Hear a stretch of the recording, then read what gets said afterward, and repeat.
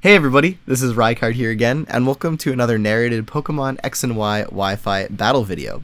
Today's battle is against an opponent by the name of Darkrai494, and this battle took place on my stream a couple weeks ago. I am also continuing my theme in this battle of using Pokemon that are not mine, so this team was actually submitted to me by another Pokemon YouTuber, which some of you might know by the name of Xenon, who is actually somebody who helped me get into Pokemon a very long time ago. So this was very cool to do. He's always on my stream, so I think that's really great that he supports my channel, and I obviously always support him. And his Pokemon are actually quite different than you might expect them to be. Some are EV'd very oddly and might have some strange moves, which did, in a sense, cause a bit of an issue when using this team, just because I was very unfamiliar with how some of these Pokemon worked when I was using it, because I just didn't even look at the EVs for the most part. I just kind of went into the battle and hoped I would be able to do it as more of a challenge. But as you will note, my opponent is using a extremely defensive team, which is very frustrating to fight normally, and even more so when you don't really know the team that you are using yourself. So this causes for a very interesting battle to take place, so let's jump into this right now. So to start things off, I'm going to lead off with Hydreigon as my opponent leads off with Landorus. Now, in the lead position, Landorus could be many things, such as Scarfed or just a defensive lead, and I decide, you know what, I'm going to risk going for the Draco Meteor first turn in case he is Scarfed, because I know I can live a U-turn.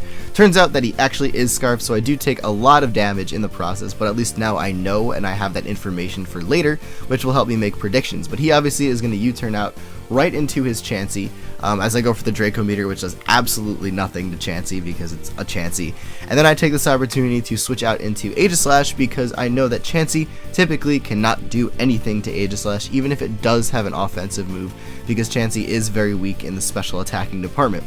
But I decide to now go for the Iron Head on the switch, knowing he's going to be afraid of the Sacred Sword, and I do a bit of damage to Landorus, and then knowing that he obviously is Scarfed and potentially wants to hurt me really badly, I decide to go for the King Shield in case he wants to Earthquake, which will allow me then to switch out into any of my Levitators or my Flying type Staraptor later on the following turn if he decides to do that. But he decides to set up Stealth Rock anyway, and then him going for the switch on the following turn to a Swampert is able to probably take any hit from Aegislash, as I am -1 now, but I do get paralyzed anyway. But knowing he definitely wants to go for the Earthquake right here, I switch out to my Hydreigon to dodge the Earthquake, and then I make a double switch on the following turn back into my Aegislash, knowing that he's probably going to want to go back out into his Chansey. Turns out he just goes into his Venusaur this time, but that works out well for me either way because I'm still able to get off a good chunk of damage on this Venusaur as he Mega Evolves, going for the Leech Seed, but obviously that's only going to do minimal damage to me at the end of every turn as I just go for a really powerful Iron Head. And this video skipped right there, I'm not sure why that happened, but I get off a good chunk of damage with the Iron Head. He gets a little bit of Leech Seed recovery, but now I don't really want to stay in against this, so he switches. So I'm going to switch out into the Arcanine to get a burn on it just to wear it down throughout the battle, but turns out he also doesn't want to stay in either and goes into his Skarmory. Now in my head, there is no reason ever for him to want to stay in right here, but he does. So I went for the Will-O-Wisp predicting him to switch out, and he just goes for the Whirlwind, and I'm just like, wow, I could have just one-shot you, and well, I mean, you have Sturdy, but I could have just one-shot you basically. But he goes for that. I guess he predicted me to do that or something, but either way, he Whirlwinds me out into my Excadrill, and I can't really do too much damage to this, so I'm just going to decide to go for the Rapid Spin right now because that's just going to be the best option for me to get some damage off on maybe a little bit of something and also get the rocks away because there are two Pokemon on my team weak to Stealth Rock.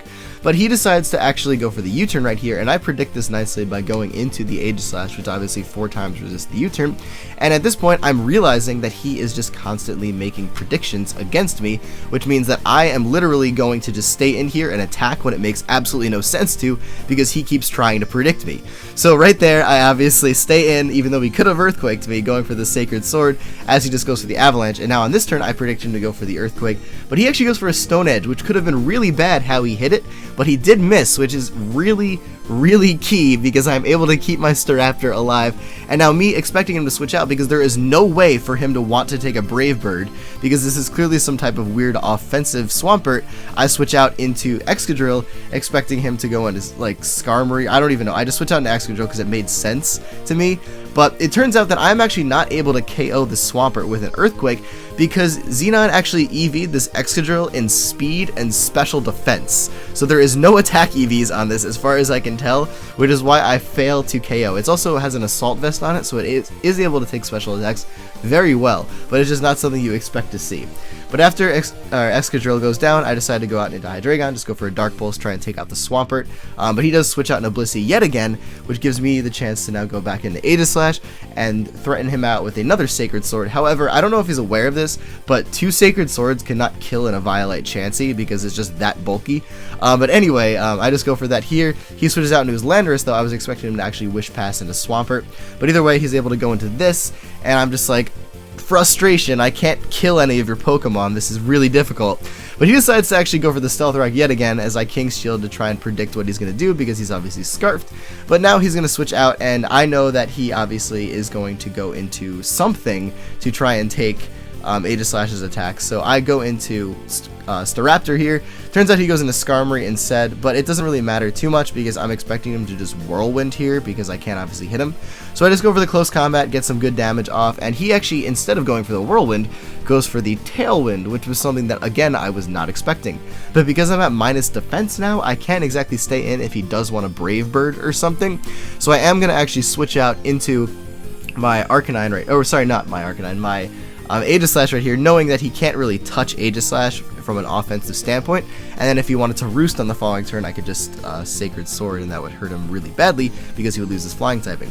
But I actually go into, or he actually goes into his Landorus right there, which then makes me want to switch out into my Arcanine, which I figured after an Intimidate I might actually be able to take an Earthquake, but it turns out that he just double switches out into his Victini instead, which is great because I get the Intimidate off on that, and then I'm able to actually Toxic it on the following turn, as he actually shows me Power Up Punch, which is very strange. I have not seen that yet.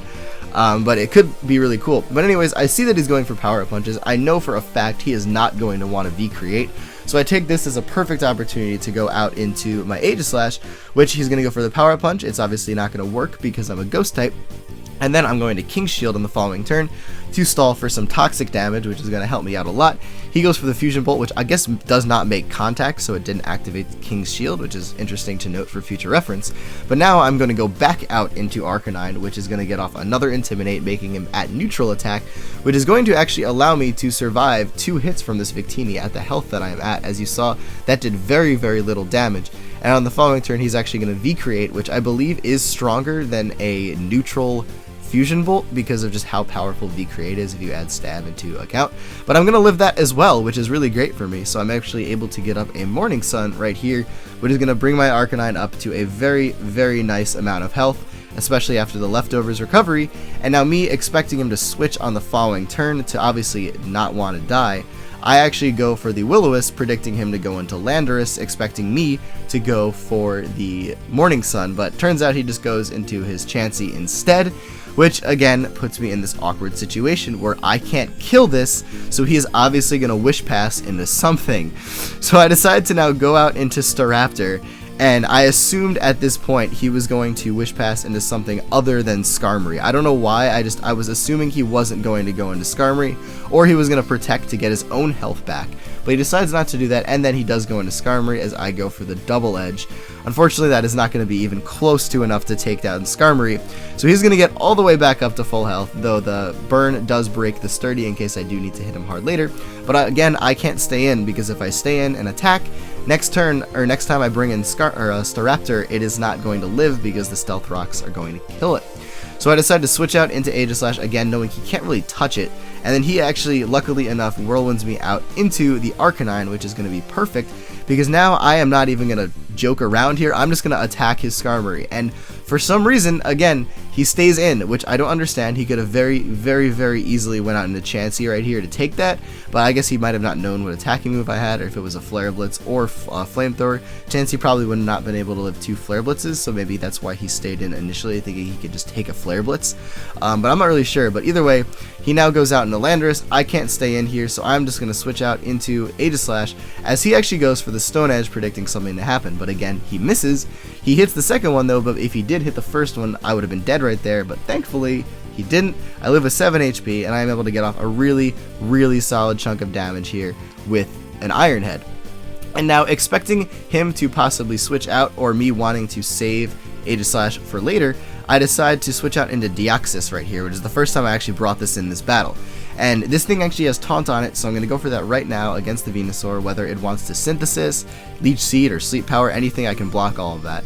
And then I am going to go for the Stealth Rock on the following turn, which is going to be helpful. Even though it is that late in the game, it is still going to help me out, or at least I thought. But now I'm just going to sacrifice my Aegislash. It did a really good job, and now all he has left in here, I believe, is his Venusaur, his Skarmory, a little bit low health Swampert, a low health Chansey, and a low health Landorus. So basically everything on his team is almost dead, but I just haven't actually killed it yet. So I go into Hydreigon expecting to take it out with a Draco Meteor. Unfortunately, I do not, which is very frustrating, and I can't go into Staraptor yet because it's going to die. So I have to actually kill this thing with Deoxys. The only attacking move that this Deoxys speed has on it is Extreme Speed, which also is very annoying in a way because I can't actually do more damage than just that. Interestingly enough, Deoxys speed outspeeds a Scarf Landorus, so had I had another attack that wasn't Extreme Speed, I would have actually killed it this turn, but unfortunately, it lives with an unseeable amount of HP. I can't even see the HP bar there.